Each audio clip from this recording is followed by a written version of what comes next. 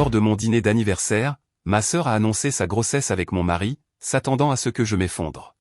Nous sommes une famille maintenant, a-t-elle ricané. Je suis restée silencieuse, j'ai levé mon verre pour porter un toast, et j'ai révélé une vérité choquante au soudain, leur monde a volé en éclats. Je m'appelle Émilie, j'ai 32 ans, et lors de mon propre dîner d'anniversaire, ma sœur a annoncé qu'elle était enceinte de l'enfant de mon mari. Avant que je vous raconte comment j'ai révélé une seule vérité qui a fait voler leur monde en éclats, dites-moi d'où vous regardez dans les commentaires.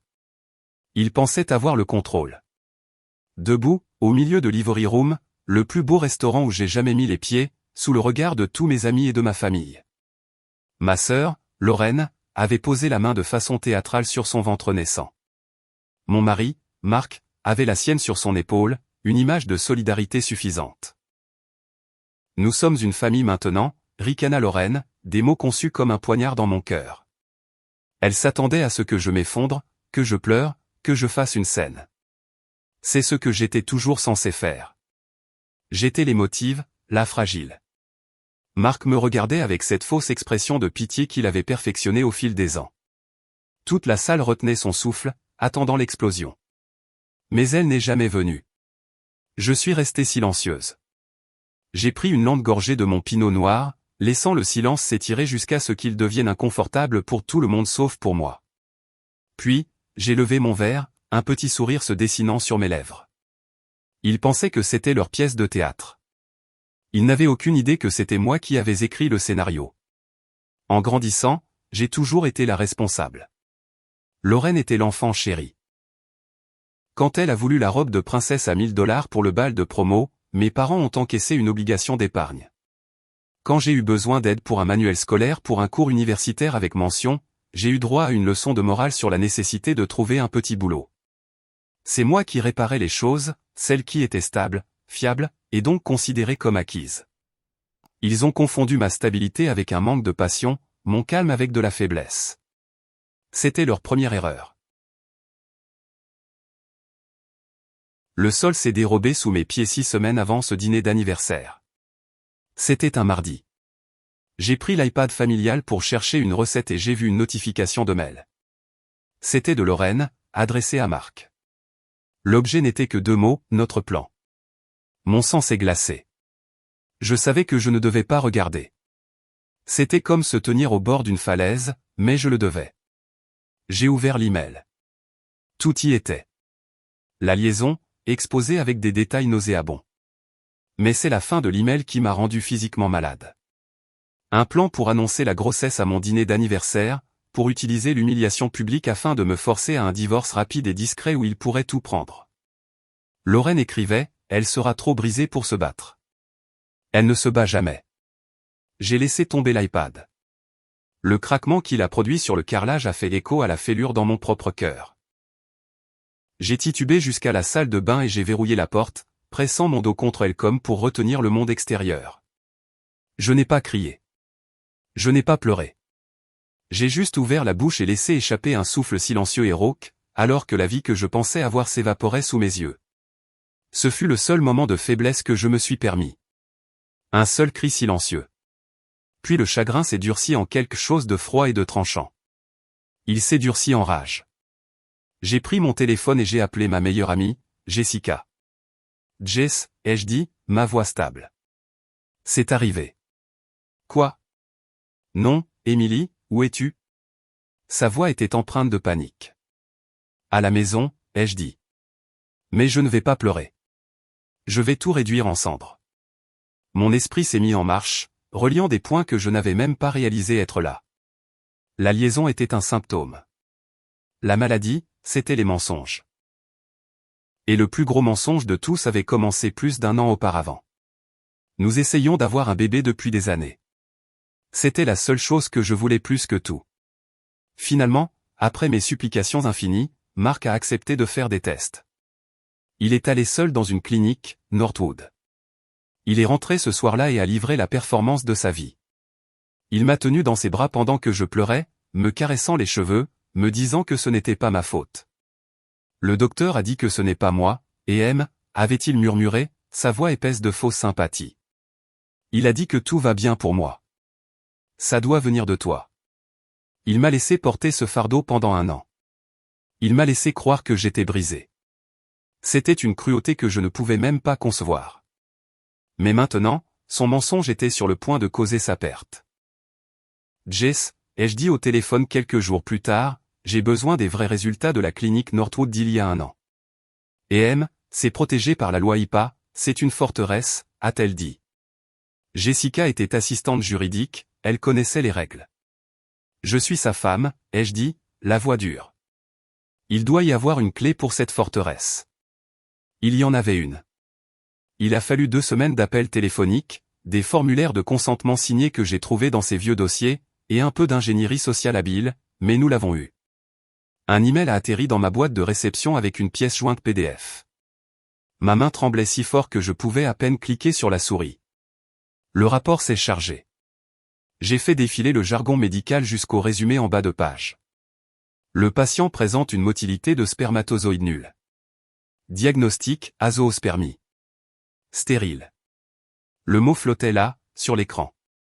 Il n'était pas seulement un tricheur. C'était un monstre. Le mensonge était si parfait, si total, que je me suis demandé sur quoi d'autre il mentait. Cette pensée est devenue une obsession. S'il pouvait mentir à ce sujet, il pouvait mentir sur n'importe quoi. Mon esprit est revenu au jour où il avait soi-disant payé pour ces tests coûteux. Ça a coûté des milliers d'euros, et M, avait-il dit. Des consultations de spécialistes. J'ai consulté nos relevés bancaires communs de ce mois-là. Il n'y avait aucun paiement à la clinique Northwood. Pas un centime. Mais il y avait un retrait en espèces. Un gros. 20 000 euros. Mon estomac s'est noué. Il ne s'agissait plus seulement d'une liaison. J'ai engagé un détective privé le lendemain. Un homme plus âgé et discret qui ressemblait plus à un bibliothécaire qu'à un détective.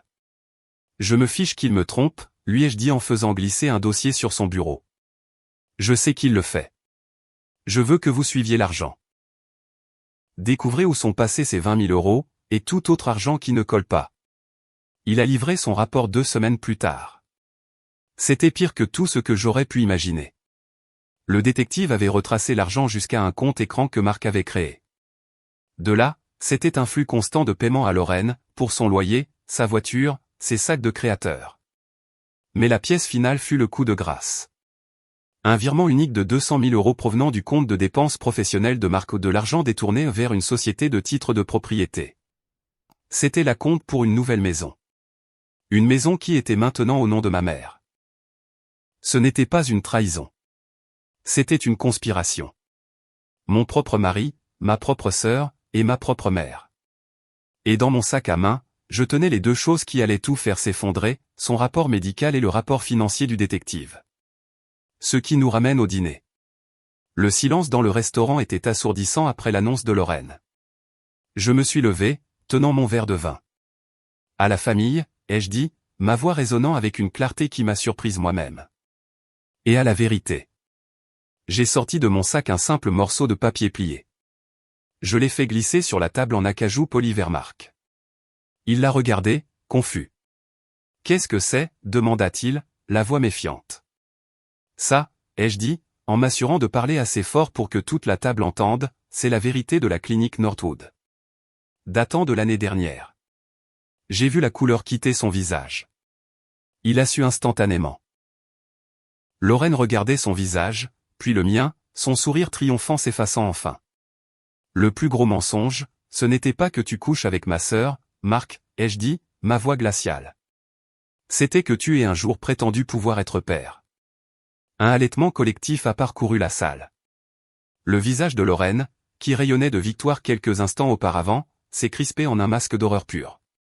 Ses yeux se sont posés sur Marc, puis sur son propre ventre, la réalité de mes paroles s'abattant sur elle. Marc a commencé à bégayer, tu ne peux pas. Mais je n'avais pas fini. J'ai tourné mon regard vers ma mère, qui me fixait, bouche bée. Et maman, ai-je dit, ma voix s'adoucissant pour devenir encore plus dangereuse, cette maison est charmante. Mais quand l'entreprise de Marc terminera son enquête pour fraude sur les 200 000 euros manquants, ils vont vouloir la récupérer. C'était ça. Le deuxième coup. Le chaos a éclaté. Marc s'est jeté par-dessus la table, son visage une masse tordue de rage et de panique. « Sorcière » a-t-il hurlé. La sécurité du restaurant était sur lui en une seconde, deux hommes costauds l'éloignant de la table alors qu'il se débattait et jurait. La fin parfaite de mon mariage, une implosion publique, humiliante et bien méritée. Au milieu du chaos, alors que ma mère commençait à sangloter et que Lorraine restait là, catatonique, j'ai calmement ramassé mon sac à main. Jessica était déjà à mes côtés, une main protectrice sur mon dos. J'ai commencé à m'éloigner. Lorraine, sortant de sa stupeur, m'a attrapé le bras. Sa poigne était désespérée. « Émilie, s'il te plaît » gémit elle. J'ai baissé les yeux sur sa main sur mon bras, puis de nouveau dans ses yeux terrifiés. Je me suis dégagé. Mes derniers mots pour elle n'étaient pas colériques. Ils étaient juste définitifs. Je garderai mais s'il te plaît, ai-je dit, la voix neutre. Et j'appellerai Ryan. Il mérite de savoir qu'il va être papa. Puis j'ai tourné les talons et j'ai quitté ce restaurant avec Jessica. La lourde porte en chêne s'est refermée derrière moi, étouffant les bruits de la vie que je laissais derrière. Pour la première fois depuis longtemps, je pouvais respirer. Les 6 mois suivants ont été un tourbillon d'avocats et de paperasse, mais la rupture a été nette et sans bavure. 6 mois plus tard. Je suis dans un atelier de poterie, dans un autre quartier de la ville. Mes mains sont couvertes d'argile humide et je ris, d'un vrai rire profond. Jessica est là avec moi, essayant sans succès de centrer une motte d'argile sur son propre tour.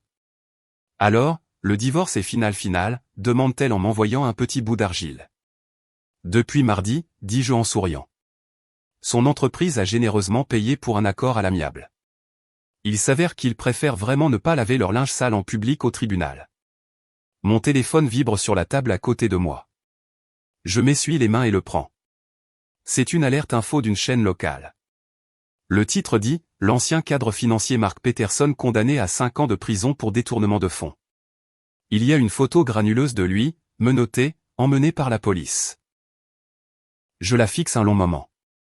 Je ne ressens rien. Ni joie, ni satisfaction. Juste du calme. Il est un chapitre d'un livre que j'ai déjà fini de lire. Je pose le téléphone, écran vers le bas, sur la table et je me retourne vers mon tour de potier. Maintenant, dis-je à Jessica en faisant tourner la roue à nouveau, où en étions-nous? J'ai un petit balcon dans mon nouvel appartement. Il donne sur le lac. Dessus, j'ai une orchidée que j'ai sauvée du rayon des sols d'une jardinerie. Elle était abîmée et ses fleurs étaient parties, mais j'ai vu la vie qu'il y avait encore en elle. Je l'ai soignée pour qu'elle reprenne des forces. Ce matin, j'ai vu un nouveau bourgeon. Pendant longtemps, j'ai cru que c'était moi qui étais brisée, celle qui ne pouvait pas grandir. Mais je n'étais pas brisée. J'étais juste plantée dans le mauvais jardin. Merci à tous d'avoir écouté mon histoire. Il m'a fallu beaucoup de temps pour guérir, et je suis toujours en chemin. J'aimerais vous demander, avez-vous déjà vécu un moment qui semblait être une fin, mais qui s'est avéré être un nouveau départ? Dites-le moi dans les commentaires ci-dessous. Si mon histoire a résonné en vous, je vous serais très reconnaissante de laisser un j'aime et de vous abonner pour plus d'histoires. Cela aide vraiment la chaîne. À la prochaine.